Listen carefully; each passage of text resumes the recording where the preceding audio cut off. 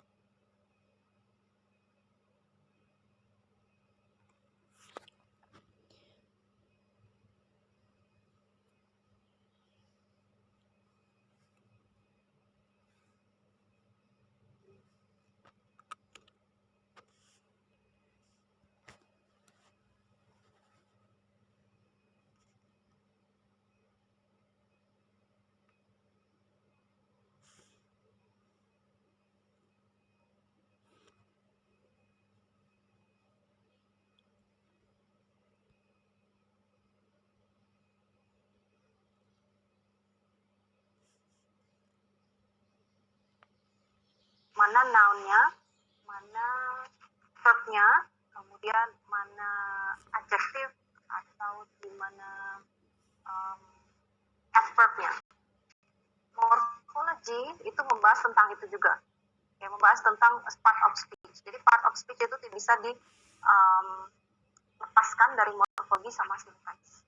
Begitu juga dengan semantik sebenarnya. Jadi ini sangat penting untuk memberikan kita informasi tentang fungsinya apa kalimat ini. Okay. Now we'll give you an example. The house is old. Mana namanya? The house is old. House. Right? Okay. House. House tadi fungsinya sebagai apa di situ? Noun. Okay, subject. That's right. Noun itu bisa sebagai subjek dan bisa sebagai noun di dalam situ. Sorry, house maksudnya. Kemudian is, fungsinya di situ sebagai apa? To be. Dalam kata lain, verb ya. To be itu sama dengan verb juga. Oke, good.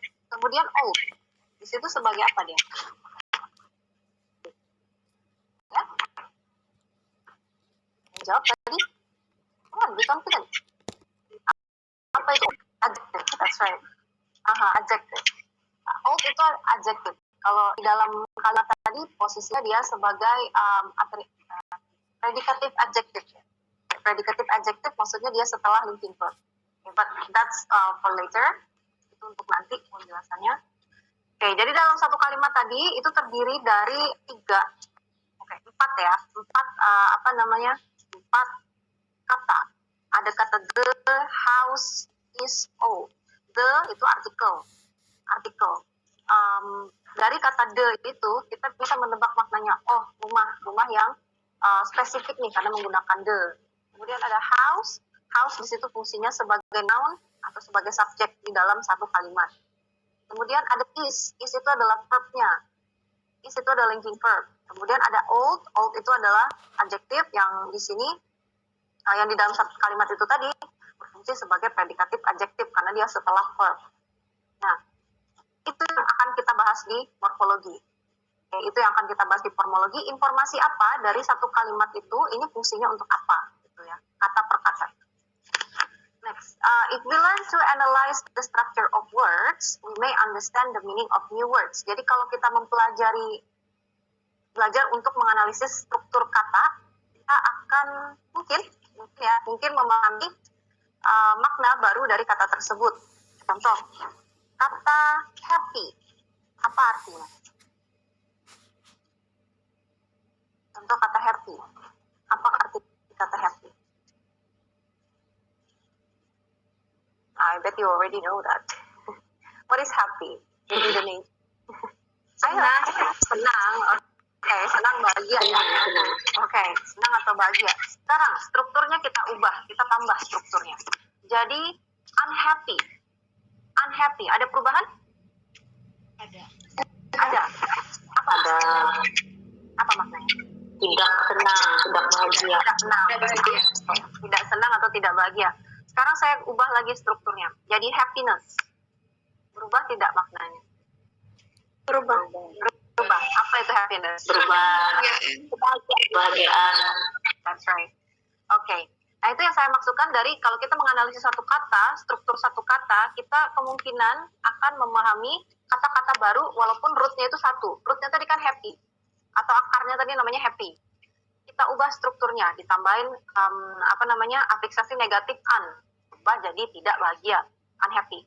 Terus kita tambahkan ness, afiksasi ness. Okay? Kita tambahkan suffix ness di situ. Kelas katanya berubah dari adjektif ke noun. Habis dari adjektif ke noun maknanya juga berubah. Dia jadi kebahagiaan. Ya. Sampai sini bisa mengikuti? Alhamdulillah. Saya? Bisa, Mem. Oke, bisa mengikuti ya. Morfologi. Itu hal kenapa morfologi itu penting. Kenapa morfologi penting? Satu, dia memberikan informasi penting tentang fungsi kata itu. Yang kedua, kita mungkin akan memahami, kita ini bisa nebak-nebak nih, ini maknanya apa dari root yang sama. Oke. Yang ketiga, morphology is very unpredictable. Morfologi itu sangat-sangat tidak bisa diprediksi dalam bahasa Inggris. Jadi, kalau seperti yang kalian tahu, kalau belajar bahasa Inggris sudah lama, pasti banyak yang namanya pengecualian ya. Pengecualian ini, pengecualian itu. Contoh di sini di singular and plural words ended with O. Contohnya potatoes, tomatoes. Kalau bertemu dengan O, noun yang bertemu dengan O, itu biasanya dikasih akhiran ES. Potatoes, tomatoes. Ternyata ada exception-nya. Exception atau pengecualian. Di radio, ketika kita menambahkan S, dia bukan radio S, bukan radio S. Tapi langsung dikasih S. Piano juga gitu, sama. Jadi, both potatoes and tomatoes and radios and pianos are ended with O. Jadi diakhiri dengan bunyi O. Tapi satunya diakhiri dengan ES, yang lain diakhiri dengan S. Nah, itu dia, makanya saya bilang morfologi itu tidak bisa diprediksi. Sangat-sangat tidak bisa diprediksi. Terkadang. Jadi kita harus lihat dan menghafalkan bentuknya. Kalau bahasa Inggris tuh. Banyak menghafalkan pengecualian. Ya. Morphology is very unpredictable. Ini salah satu contohnya. Oke, next. Itu tadi morfologi. Ini morfologi ya, ilmunya. Sekarang kita lihat, masuk ke dalam morfologi sendiri. Morfologi itu apa? Apa yang ada di dalam morfologi? Oke, kata atau susunan-susunan kata tadi, internalnya tadi, itu kita sebut dengan morfem.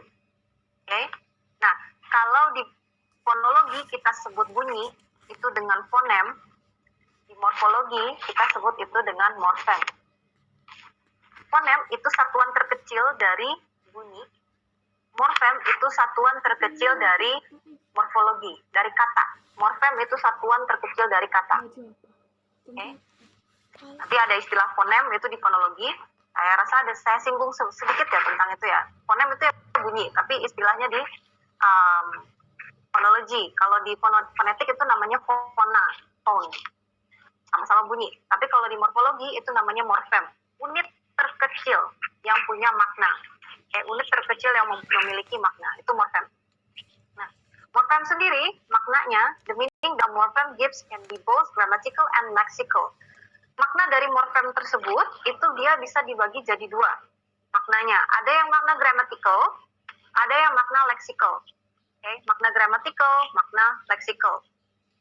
Untuk grammatical, itu makna tata bahasa. Jadi di dalam satu kata itu,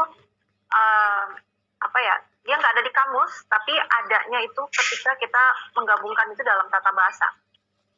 Oke, contohnya ada di part of speech, pluralization, tense of a verb, dan lain sebagainya.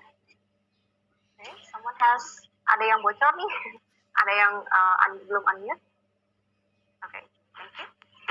Nah, kalau lexical itu adalah makna kamus. Jadi kalau kalian udah buka kamus, itu maknanya udah ada di situ duluan. Ya, makna kamus maksudnya, dictionary meaning, itu lexical. Kalau grammatical, itu kalian nggak akan dapatkan di kamus. Oke. Contoh, brother, itu jadi brothers. Coba aja kalian cari di kamus brothers. Oke, brothers itu nggak akan ada. Kenapa? Karena S di belakangnya itu makna grammatical. S itu digunakan untuk apa? Brother jadi brothers. Coba. Untuk manujamak kan? That's right. Pluralization. Itu Untuk kepunyaan itu. No. Brothers. Brother, a brother, brothers. A brother itu kan menunjukkan bahwa dia cuma satu. Kalau brothers itu berarti ada penjamakan di dalamnya atau pluralization. Bendanya lebih dari satu. Brothers itu kan lebih dari satu.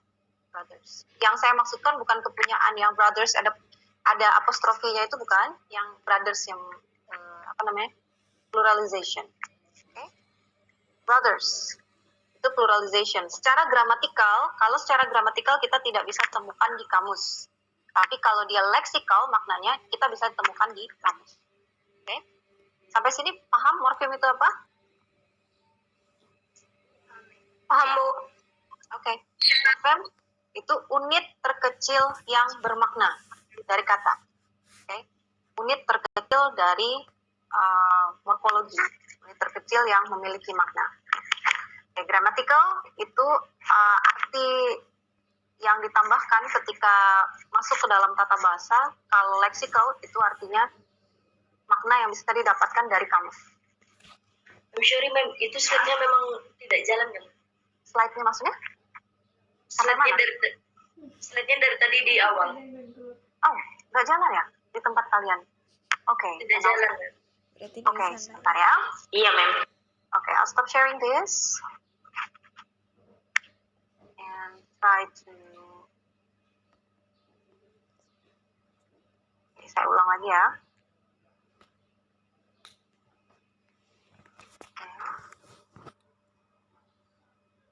Tadi sampai sini bisa dilihat?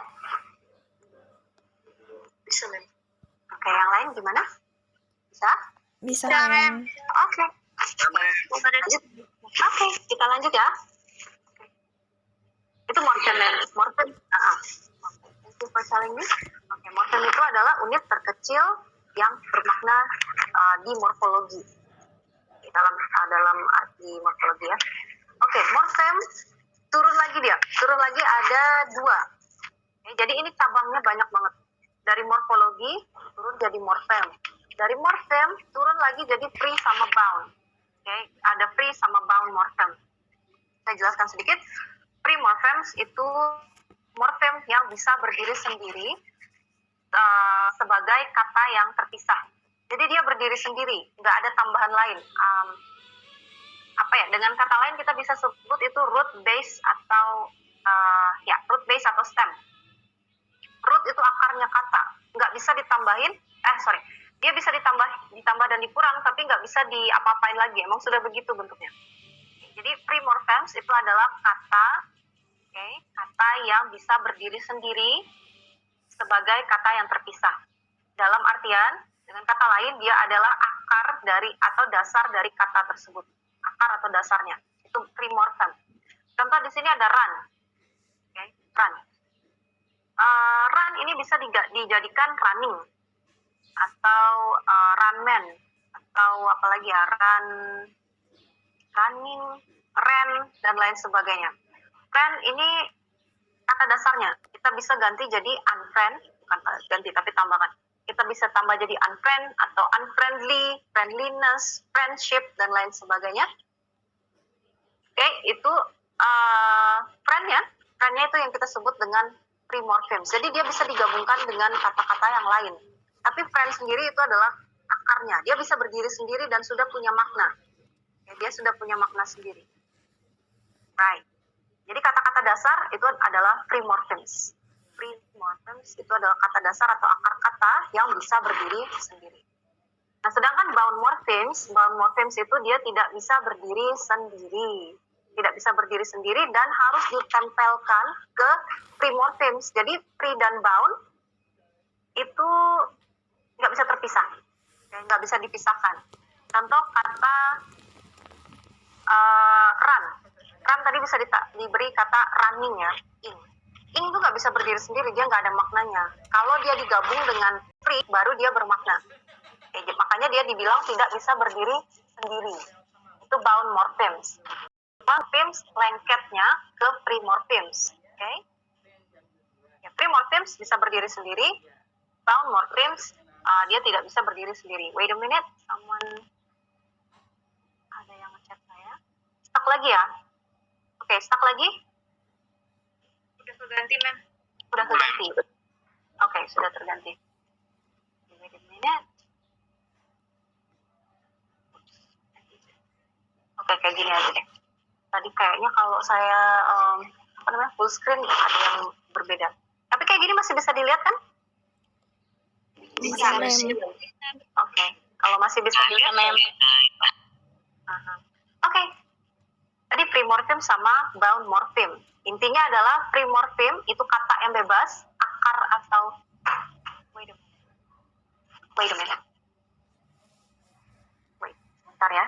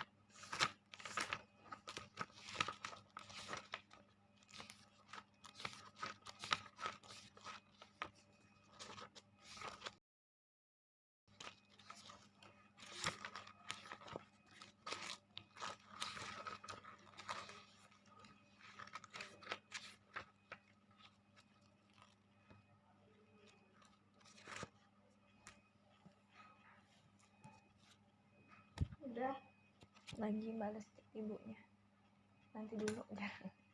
Oke, I'm so sorry for that. Ada sedikit trouble di rumah, so sorry. Udah beres. Lanjut lagi ya. Oke, tadi sampai mana? Morphemes ya. Morphemes terbagi dari dua, primorphemes sama bound morphemes. Primorphemes itu morphem yang bisa berdiri sendiri, bound morphem itu morphem yang tidak bisa berdiri sendiri atau dia melekat pada bentuk primorphem. Okay. Primorphem itu disebut juga dengan root atau base atau stem, atau dengan kata lain akar atau dasar kata. Contohnya bisa dilihat di sini. Right, next.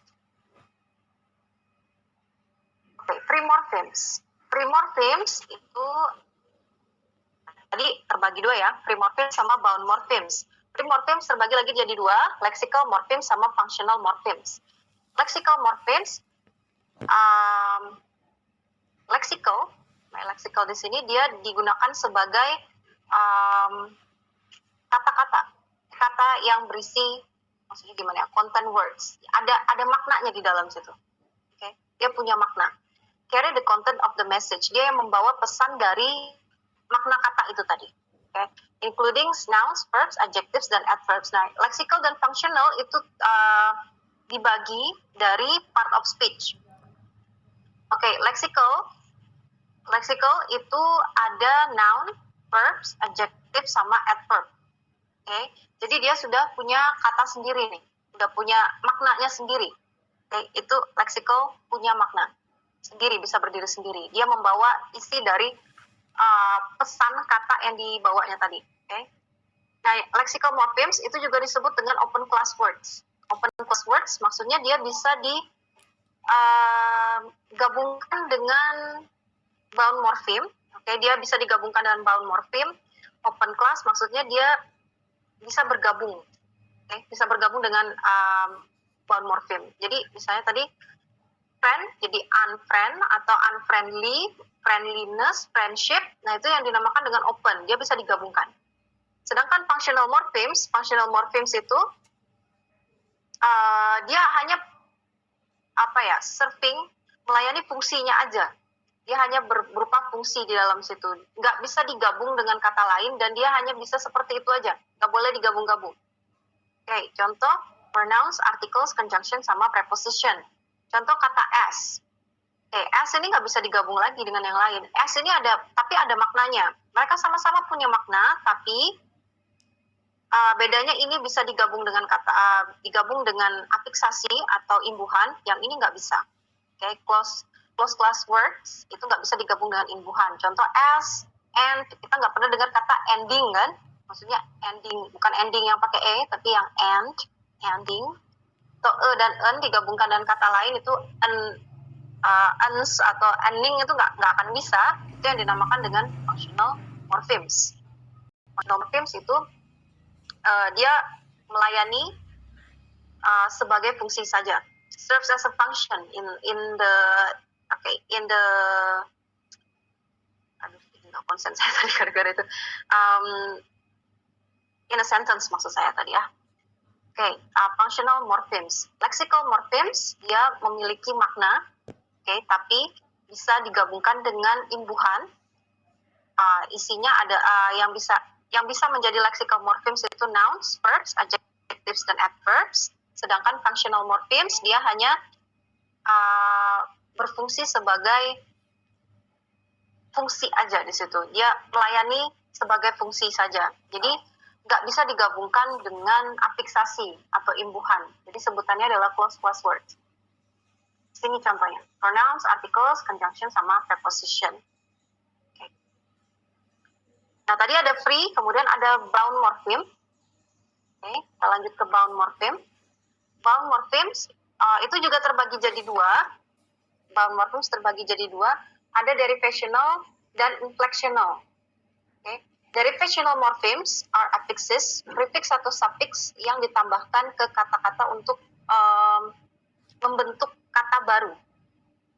Dia membentuk kata baru, derivational. It changes the category and or the type of meaning of the word to create a new word. Maksudnya gimana? Dari morfem yang berupa derivasi itu mengubah kategori. Contoh dari noun jadi ke verb, atau dari adjective ke verb. Nah, dia kategorinya berubah dan tipe maknanya itu juga berubah. Jadi untuk derivational itu ada dua syarat. Yang pertama, kategorinya berubah. Kelas kata atau kategorinya berubah. Yang kedua, maknanya berubah. Kita coba kata possible di sini. Kata possible, apa artinya possible? Mungkin. That's right, mungkin. Lihat kata impossible. Ada perubahan tidak? Ada. Perubahannya secara makna. Im itu memberikan makna? Tidak. Negatif ya, negatif tidak. Dan kita lihat lagi kelas katanya, kategorinya berubah atau tidak. Possible dan impossible, apakah ada perubahan kelas kata? Possible itu adjective, impossible itu kelas katanya apa?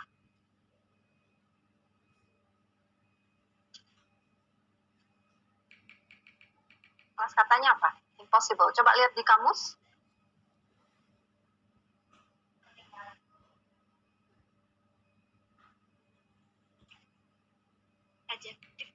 Adjective. Berarti tidak ada perubahan. Tidak ada perubahan kelas kata. That's right. Tadi saya bilang syaratnya ada dua. Salah satunya nggak apa-apa. Yang bisa disebut dengan derivational kalau salah satu syarat ini ada. Tapi kalau dua-duanya tidak ada, itu kita sebut dengan inflectional. Kita sebut dengan inflectional. Contohnya di sini kata possible jadi impossible. Sama-sama adjektif, tapi ada perubahan makna di kata im. Mungkin, tidak mungkin. Masih bisa dibilang derivational? Bisa nggak? syaratnya ada dua, mengubah makna dan mengubah kelas kata atau kategori. Kalau salah satunya aja ada, berarti bisa disebut derivational. Jadi possible, impossible, bisa tidak?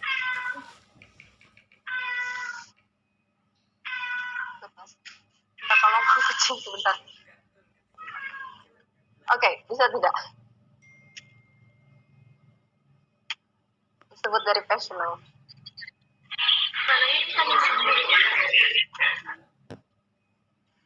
Bisa nggak? Bisa. Oke, kenapa bisa?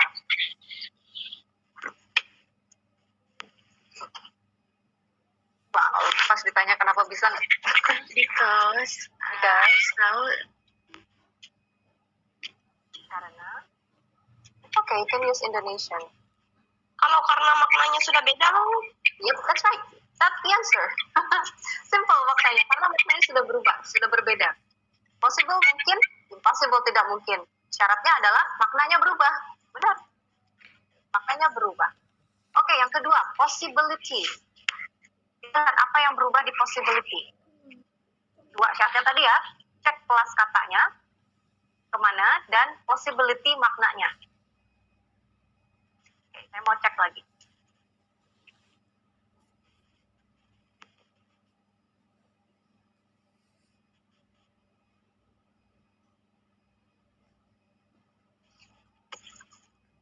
Gimana? Ada perubahan nggak di salah satu atau keduanya? Ya. Perubahan kelas kata? Ya, perubahan kelas kata. Dari apa jadi apa? Adjektif ke noun. Oke, adjektif ke noun. Adjektif ke noun. Possible, adjektif, possibility, jadi noun. Oke, kalau dari segi makna ada nggak?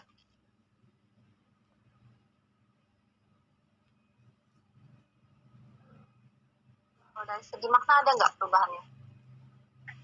Ada. Ada. Apa? Maknanya apa? Ada Kemungkinan. Oke. Mungkin jadi kemungkinan. kemungkinan. That's right. Nah, oke. Yang menandakan itu adalah it-nya ini di belakang. Okay. It-nya ini. Derivational morphemes itu sangat berkaitan erat dengan yang namanya afiksasi atau imbuhan. Okay. Afiksasi atau imbuhan. Begitu juga dengan inflectional sebenarnya. Tapi untuk derivational dia lebih beragam. Untuk derivational dia lebih beragam dan banyak sekali bentuk-bentuk afiksasi. Nanti abis ini slide ini kita bahas. Dan kalau yang ini udah jelas ya. Ini ada dua afiksasi, ada im sama iti di belakangnya. Im sama iti. Im ini memberikan makna tidak. Okay. Im ini memberikan makna tidak, tapi tidak. Oh ya ampun. Aduh. Bentar ya, kucing saya berisik.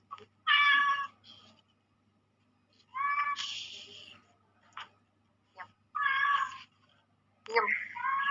Oke, impossibility. Ini sangat-sangat jelas ini adalah derivational karena satu kita udah bisa lihat im, oh itu udah negatif. Oke, udah negatif. Dan ada iti berarti dia ada perubahan di kelas kata. Jelas sekali di sini. Terlihat perubahan. Itu derivational.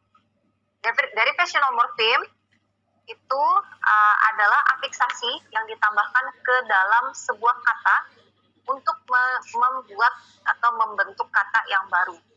Oke, syaratnya dua.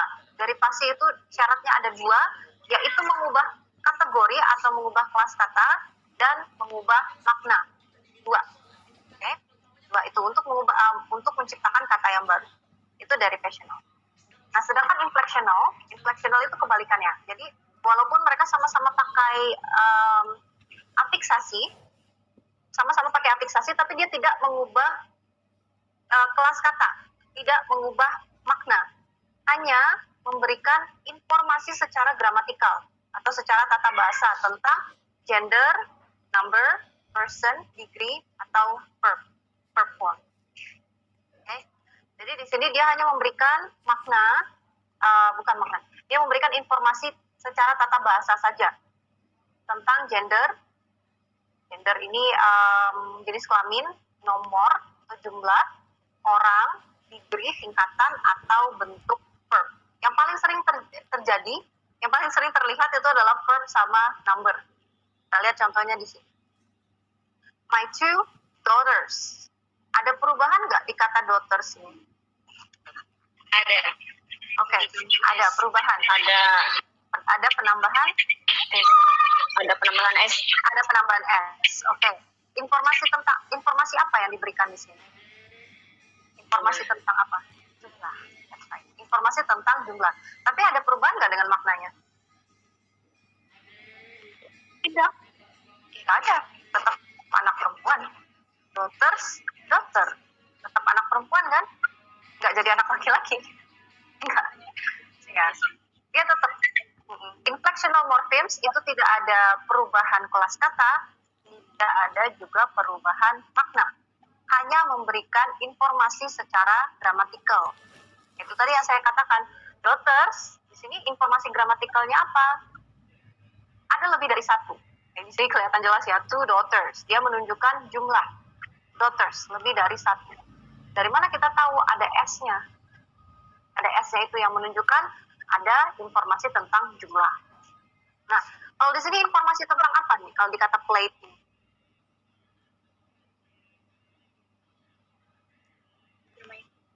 Oke, bermain. Waktu. Informasi tentang apa? Kalian bisa pilih dari sini. Yang telah dilakukan. Oke, informasi tentang gender, number, person, degree, atau verb. Oke, verb. Mana? Oke. Ada yang bisa jawab? Plate. Posisi plate ini sebagai apa di sini? Verb, that's right. Jadi yang masuk kategori ini, kategori informasinya adalah verb form. Dalam bentuk apa? Plate ini. Action. Past. That's right. Past tense. Past tense. That's right. Past tense. Nah, verb form, bukan verb form. Plate di sini berfungsi sebagai verb form untuk menunjukkan bahwa kata ini berada di posisi past tense. Kayak dia membentuk makna di masa lalu, play. Kalau place, we plays the game. Coba. Itu memberikan informasi tentang apa? Informasi kata bahasa tentang apa? We plays the game. Place-nya.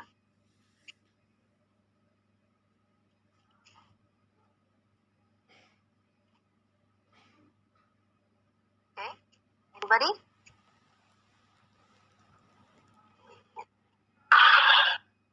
Tentang?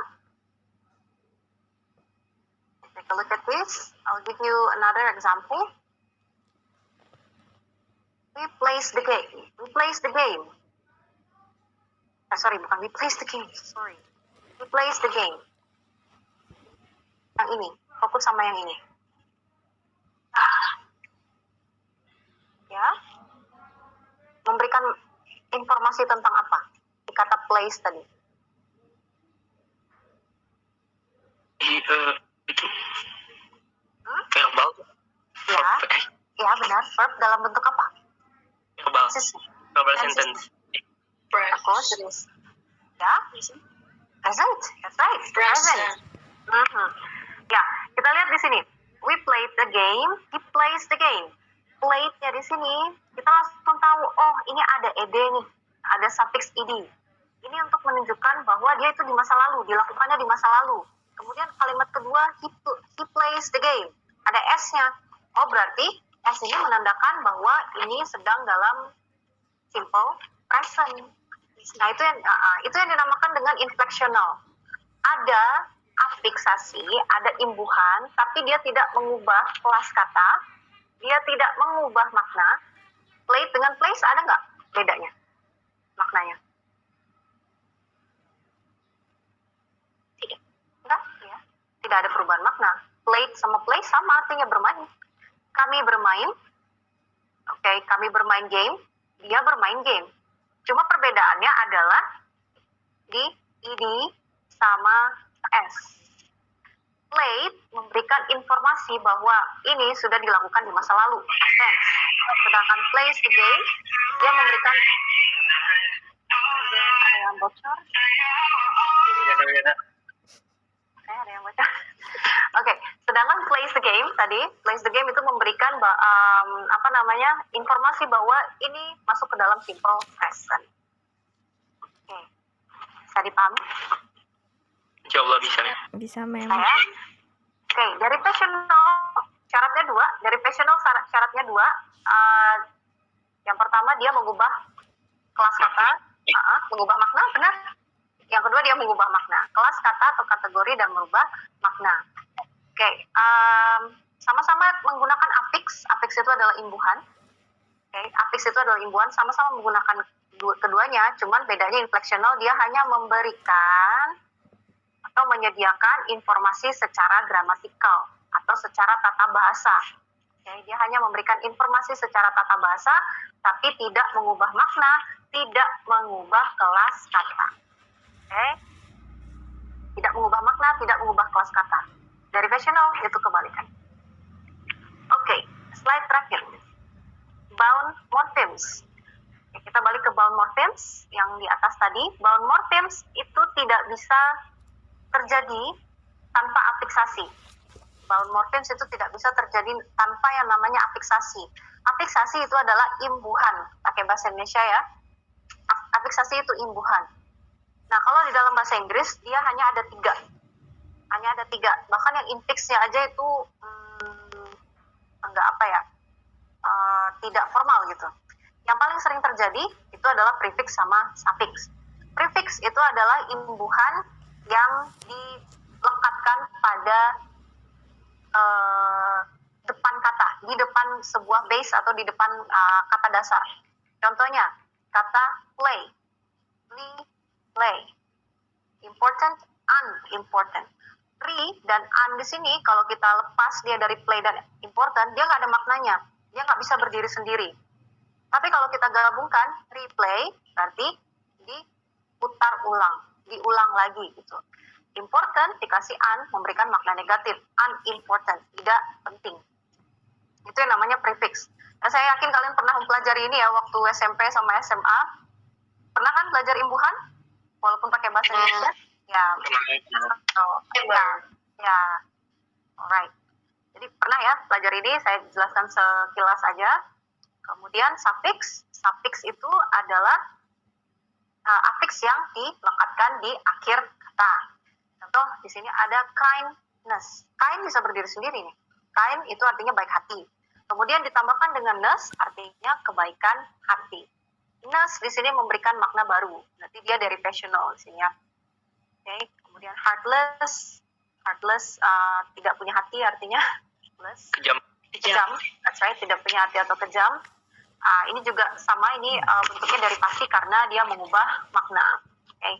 Heart dari hati, kemudian dikasih less, berubah makna, berubah kelas kata. Yaitu prefix dan suffix. Prefix di depan kata, suffix di belakang kata dasar. Kemudian infix. Kalau infix ini kata imbuhan yang di-insert atau diletakkan di tengah-tengah. Di tengah-tengah. Tapi kalau dalam bahasa Inggris, dia biasanya bukan bahasa formal atau yang sering kita sebut dengan slang atau bahasa gaul. Ini yang saya dapatkan ya, ini contohnya juga saya nggak dapatnya di buku. Saya dapatnya di ini, saya dapatnya di Instagram, di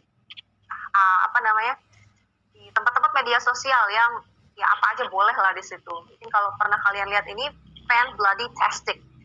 Okay, fan bloody tastic ini British banget, ini British sekali. Bloody itu kayak istilah apa ya? Kayak orang ngutuk atau swearing gitu dalam bahasa Inggris British. Kalau kalian dengar kata bloody, itu pasti orang Inggris yang ngomong. Nah ini benar-benar orang Inggris yang ngomong waktu itu. Dia mau bilang luar biasa. Tapi ya saking senangnya mungkin, atau dia mau memasukkan kata bloody tadi, akhirnya fan dan tastic-nya dia putus, masukin bloody-nya di tengah. Mungkin kalau yang lebih kasarnya yang FUCK itu ya. Kalau yang sering kalian dengar, FUCK itu atau SHIT. Nah, itu juga sering dimasukkan ke dalam kata-kata seperti ini. Oke. Nah, ini juga sama. Absolutely dia bilang di sini, terus dimasukkan ada freaking di tengahnya. Abso-freaking-lutely. Dan ini hanya muncul di slang saja. Jadi jangan dipakai untuk tulisan-tulisan akademis ya. Jangan pernah dituliskan untuk tulisan-tulisan akademis. Infix, iya, itu terjadi dalam bahasa Inggris, tapi hanya bahasa informal atau bahasa gaul aja. Yang boleh digunakan biasanya itu hanya prefix sama suffix. Okay, bound morphemes itu berhubungan dengan imbuhan, karena bound morphemnya sendiri itu biasanya bentuknya imbuhan. Okay. Nah, sampai sini ada pertanyaan? Sampai di sini ada pertanyaan? Any question? Why are you so quiet? Okay, any question? Ada bicycle itu termasuk bicycle, kayaknya enggak. Bicycle, oke, sepertinya iya juga. Ada bicycle ya. Oke, bicycle. Cycle artinya apa? Roda. Mengayuh. Roda. Oke, roda mengayuh. Kalian tahu kata bike? Dua, that's right. Bicycle itu adalah sepeda roda dua. Ya, bicycle itu adalah sepeda roda dua. Nah, cuman ada lagi di dalam morfologi itu namanya fosilisasi, komposil. By itu saya nggak ingat rootnya dari apa, imbuhan ini dapatnya dari mana. Kalau nggak Latin ya Jerman, oke? Karena bahasa Inggris itu induknya itu bahasa Latin, kemudian ada lagi sistersnya Prancis, Jerman. Kalau nggak salah bahasa Inggris ini turunannya dari bahasa Jerman. Nah, by ini saya nggak tahu dari bahasa Latin atau bahasa Jerman. Latin, tapi Latin, kemungkinan besar Latin ya. By itu artinya dua. Nah, cuman kalau sekarang bicycle itu kita anggap sebagai satu kata sepenuhnya. Kenapa? Karena ada yang namanya fosilisasi. Jadi kalau kita pisah, itu maknanya maknanya berubah total. By aja, cycle ya cycle aja. Tapi kalau kita gabungkan jadi satu plus bicycle, itu maknanya udah jadi fosil. Udah sampai sekarang kita nggak membedakan apa itu by atau apa itu cycle, nggak. Oke. Ini namanya fosilisasi. Tapi kalau secara kalau kita runtut lagi historisnya, bicycle itu ya dua. Terdiri dari dua kata. Cycle itu dasarnya, by itu adalah imbuhannya. Okay. By-nya imbuhannya ya, bukan cycle-nya. Cycle itu kata dasar. Imbuhan itu adalah morfem yang digabungkan ke primorfem atau root-nya. Oke, ya. Derrida itu kalau dilihat dari Inggris modern, bicycle itu hanya satu kata, sekarang root aja. Tapi kalau kita runtut secara historis, bicycle itu ya ada imbuhannya, kata by tadi, karena sepeda roda dua. Oke, bisa dipahami? Oke, ada pertanyaan lagi, mungkin kata-kata yang kalian bingung atau kata-kata yang kalian ini benar nggak sih ada dalam bahasa Inggris gitu?